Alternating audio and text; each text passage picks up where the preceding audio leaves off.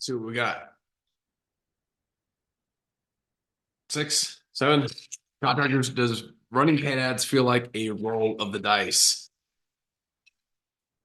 If it does, it doesn't have to. And there's two numbers you need to know, so you don't feel like you're just coming up craps. You're actually going to be playing with house money. How's that? So today we're going to jump into another part in our series of the contractor paid ad success formula.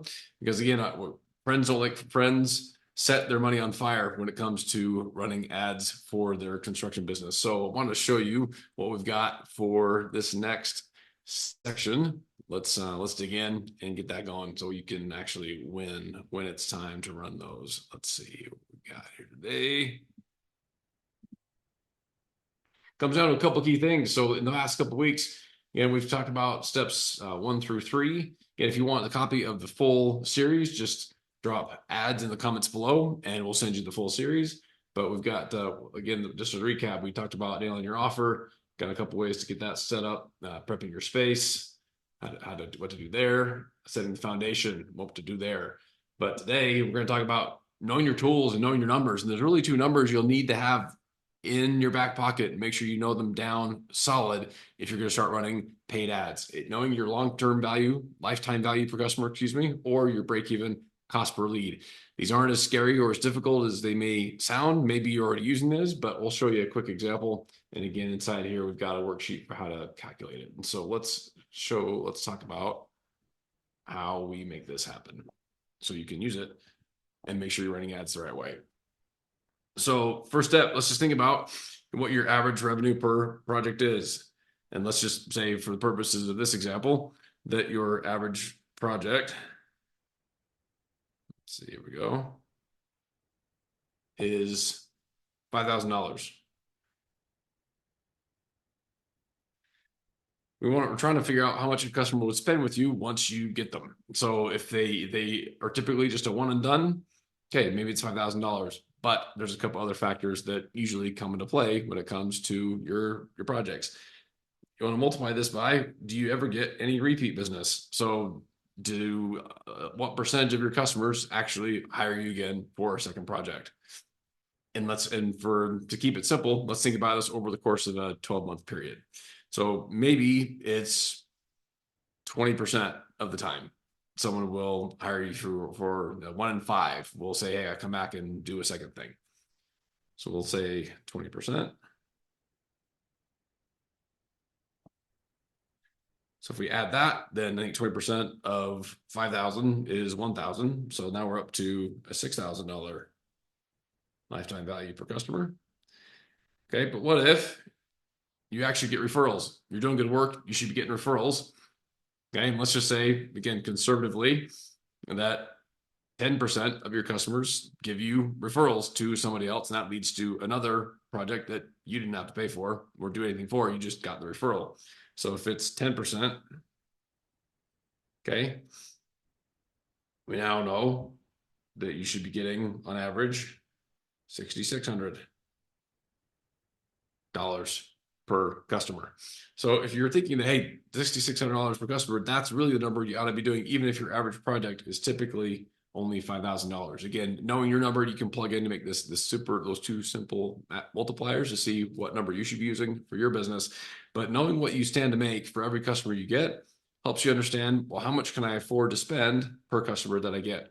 So that's just the one, again, basic number that you'll want to understand, because if otherwise, when you start running paid ads, you'll stop too soon, or you might, or not stop soon enough, whatever, depending on how effective or how costly the ads are when you're running them. So wanted to give you just that quick number you can use to guide your paid ads when it's time to run them. Whether you're running them now or whether you plan to run them in the future, make sure you know your lifetime value per customer and you're using those a couple amplifiers to make sure that you're giving a true picture of what you're actually spending or what you could afford to spend on a given project. Now, second one was the break-even cost per lead. So because we know how much now, once we know how much we can afford to get a customer, well, how much can we spend on a given lead? Because that's usually we get the lead number first. So you can see in here, pretty simple calculation here. Oh, let's get back to that. There we go. So think about what your average revenue per project is, what your typical profit margin is, and then what your typical close rate is.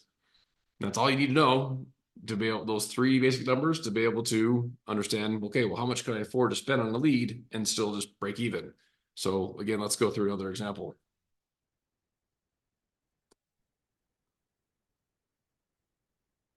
Second.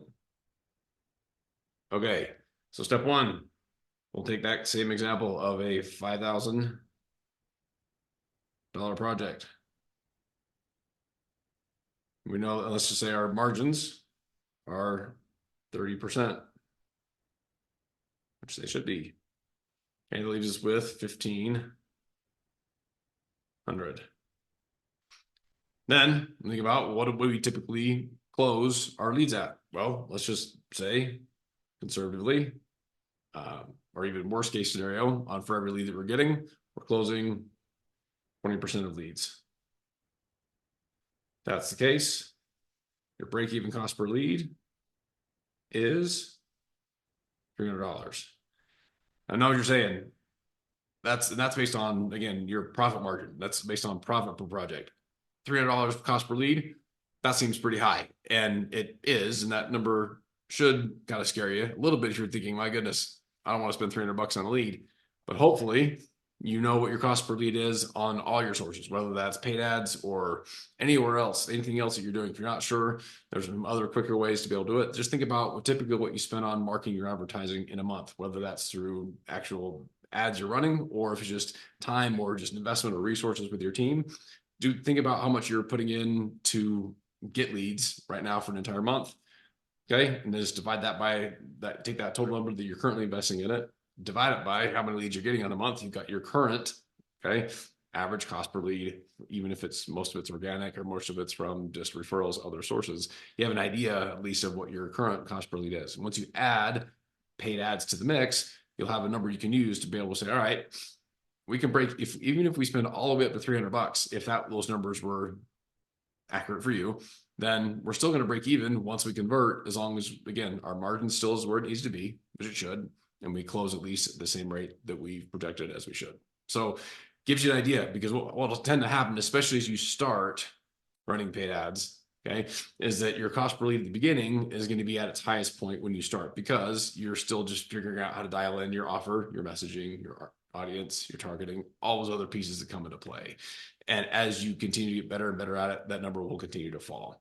But we don't want to stop before you had a chance to win. So at least, again, use those two numbers, your lifetime value per customer and your break-even cost per lead, as two simple numbers to be able to gauge how am I doing when I'm ready, and am I okay with those numbers? If you're not sure, we're here to help. Here to be able to help you break down and understand where you should set your targets so you can be profitable and add this to the mix when it makes sense.